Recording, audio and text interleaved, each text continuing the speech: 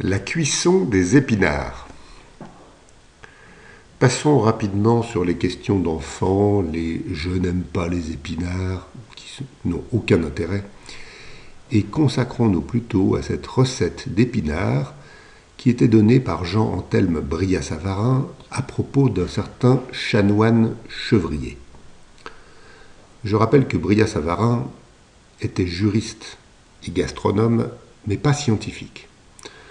Dans son livre intitulé « La physiologie du goût », il a recueilli des anecdotes qui couraient à son époque, et il les a propagées quand elles étaient suffisamment gourmandes, sans se préoccuper en aucune façon de la véracité des faits. Dans l'anecdote qui est relative au chanoine chevrier, il est dit que ce chanoine ne mange les épinards que lorsqu'ils avaient été cuits à plusieurs reprises, donc plusieurs jours de suite, dans du beurre. Et Brillat-Savarin laisse entendre que les épinards se sont gonflés de beurre. C'est séduisant, mais est-ce juste ? Les épinards sont formés de feuilles, c'est-à-dire des tissus végétaux, et ces tissus végétaux, comme tous les tissus végétaux, sont faits de cellules, donc de petits sacs, qui sont solidarisés, disons collés entre eux, par une paroi végétale, une sorte de ciment. Et les cellules sont donc comme des petits sacs principalement constitués d'eau. Quand on cuit les épinards, ces cellules ne sont pas tellement modifiées, mais le ciment est dégradé. Donc le tissu végétal s'amollit.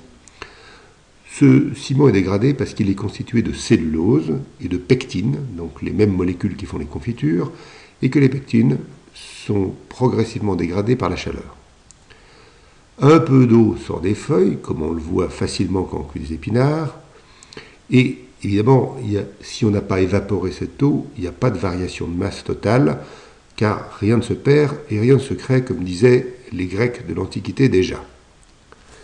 Si on cuit les épinards dans du beurre, on voit que le beurre commence à fondre, libère de l'eau, c'est le petit lait, et la quantité de cette eau, c'est environ 20%, disons.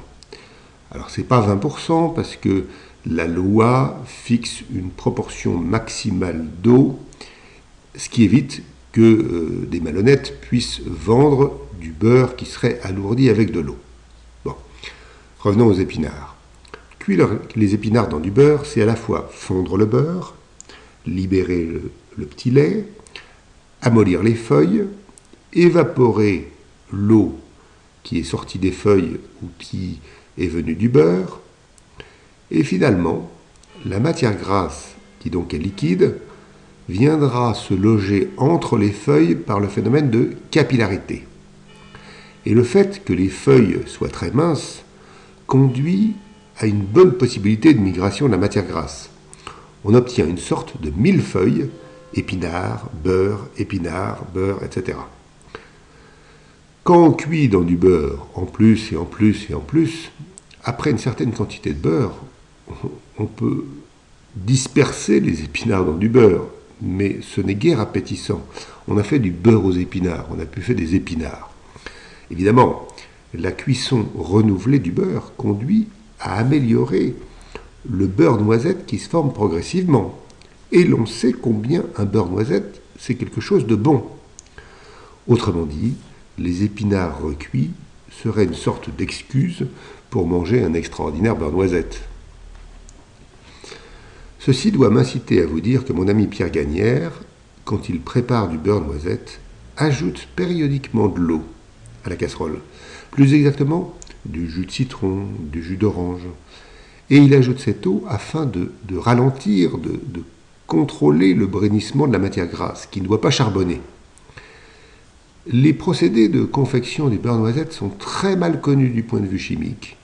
Et il y aurait même intérêt public à une exploration scientifique poussée. Mais en attendant, s'il est clair que les épinards recuits dans le beurre prennent un goût différent, il n'est pas moins vrai que cuire 7 fois les épinards n'a aucun intérêt et relève plus d'un fantasme gourmand que d'un bon principe technique. C'est évidemment seulement une probabilité, non une certitude, de sorte que je vous invite tous à cuire des épinards 1 fois, 2 fois, 3 fois et à comparer. Que se passera-t-il si l'on montre que Brillat-Savarin nous a simplement fait rêver? D'une part, la connaissance des mécanismes par lesquels la Lune brille n'amoindrit pas la poésie du clair de lune.